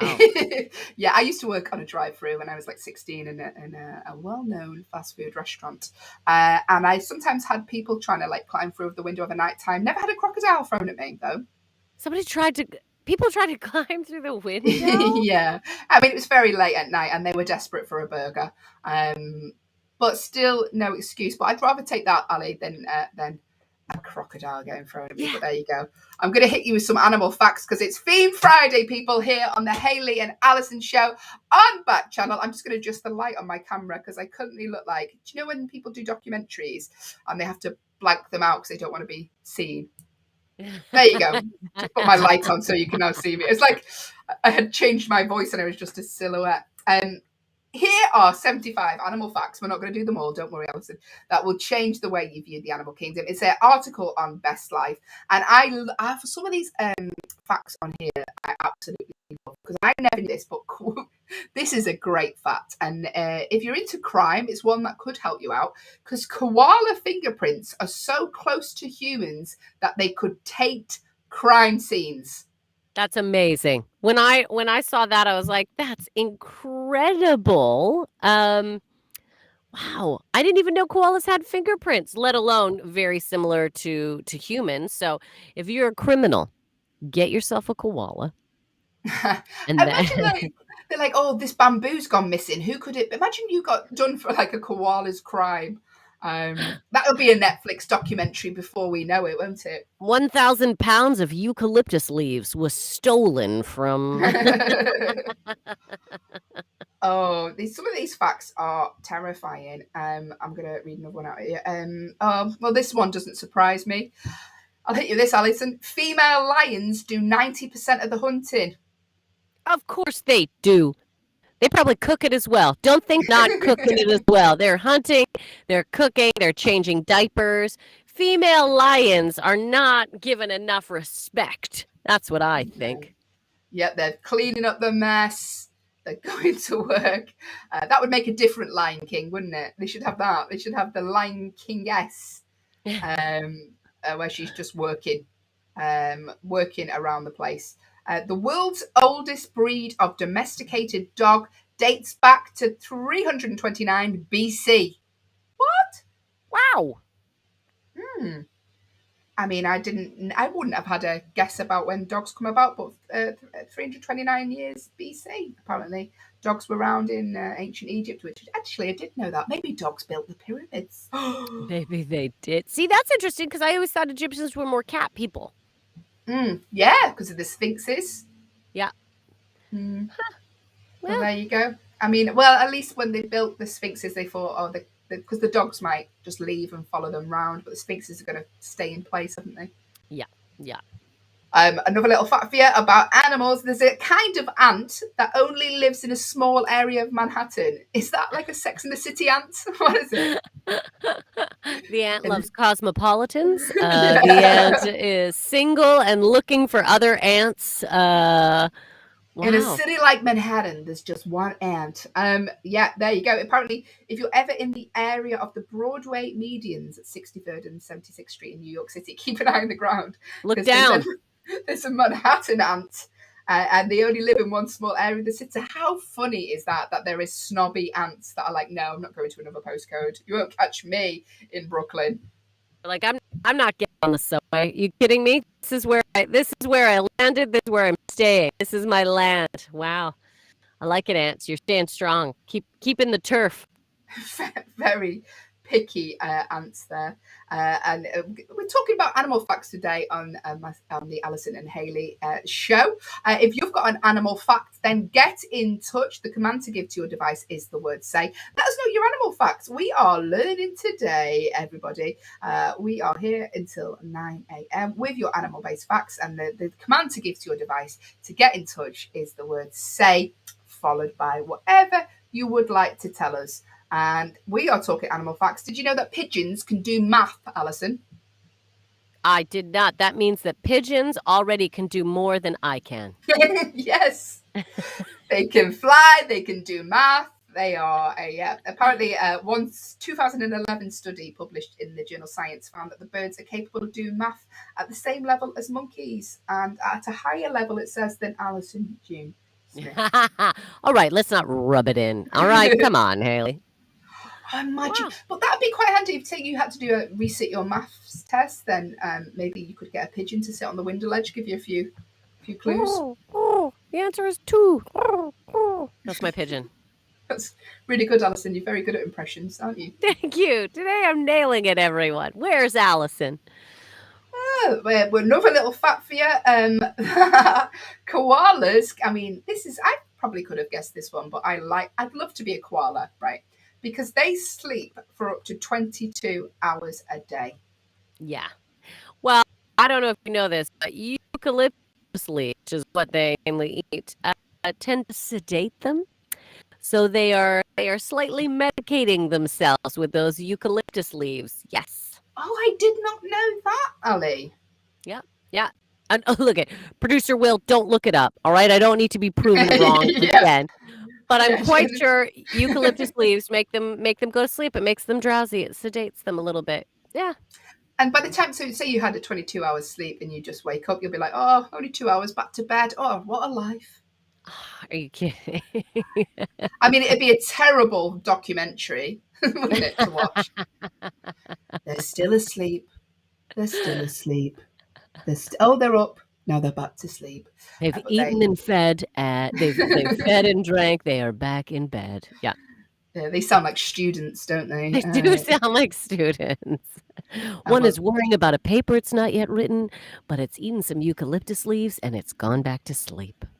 Oh, there we go. That's koalas for you. If you're a koala, you won't be getting in touch because you're probably sleeping. You're asleep. We're going to give you a few more animal facts and then we will be here again on Monday. The way to get involved in the show, the command to give to your device is the word say, followed by whatever you would like to say. If you'd like myself and Allyson to solve your problems, we are here Monday to Friday with your agony auntie section. Let us know your problems. The command to give to your device is the word say, followed by your problem, or you can tweet us at Backchannel Live and get in touch that way also. Here's another little animal fact for you. A group of owls is called a parliament. Oh, you know what? I did know that. I think I've known that because we were talking about, groups of things like a murder. A murder is a group of crows.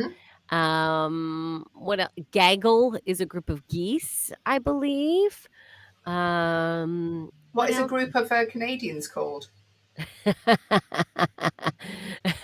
Apologies. A group of people from the UK is called a queue. That's a what it's queue called. is a line. A queue means line, North American listeners. So yes, it is called a queue. We like to queue in the UK. Here we go. One more animal fact for you today, Allyson, and this is the most adorable fact I have ever heard about the animal world. Okay. Squirrels, our little squirrels, they will adopt orphans. Oh, tomorrow, a squirrel could come and get you. Yeah, squirrels apparently have an intense motherly instinct. A study in 2010 by the University of Guelph, I'm probably pronouncing that wrong, found that the animals will take in orphan pups of their late family members. It sounds like a Batman film. It's adorable. You did Guelph correctly, just so you know. I'm very proud of you, Hayley. Guelph is. You said correct. But that is adorable that they adopt little guys. Why wouldn't you do that? Oh, little squirrel that lost its parents and then the other ones come in. Oh, and it's called a group of squirrels. Will just sent in the information. Is called a scurry. It's a scurry of squirrels. Ah, that's quite cute, isn't it? There you go, that's squirrels there. Adorable. Being all cute. So when you see them in the park, don't shoo them away. Give them your nuts because they might be feeding their family of orphans. Ali, where are you off to this weekend? Myself and Allyson, we're stand-up comedians. We will be working, but where are we working? What are you up to this weekend? This weekend, I am in the lovely city of Leeds tonight and tomorrow night, 2 different gigs where producer Will lives. I am off to Leeds, which is only an hour away, which will be great. Looking forward to it. And Hayley, what about you? Where are you this weekend? I am going to a place where they throw axes to do a gig. So that terrifies me that while I'm on stage, there could be a stray axe. So if you don't see me Monday, it'll just be the Allyson show. Producer Will. Hayley can't make it due to an accident. Producer Will, what are you up to this weekend? You are going to see your family. That's right. If I end up on stage anywhere this weekend, something's gone quite awry with my plans. I am planning, a weekend with my family. My sister's coming up from Liverpool. So lots of eating junk food, having some drinks, setting up some fireworks, all of that kind of good stuff. Well, don't be putting fireworks in lockers, Will. I will not put fireworks in any lockers, and I'm gonna make sure I'm respectful to all of the animals that we've learned about today. I mean, if you're seeing some of the animals you learned about today, then that is worrying. Yeah. But thank you, producer Will. He will be back on Monday, as will myself and Allyson. Every day, Monday to Friday, it's the Hayley and Allyson show. The command to give to your device is open back channel. We will be there back at 6 a.m. on Monday. And have a lovely weekend, whatever it is you're doing. And we shall see you on Monday. Take care, everybody. Have a lovely weekend. Bye-bye.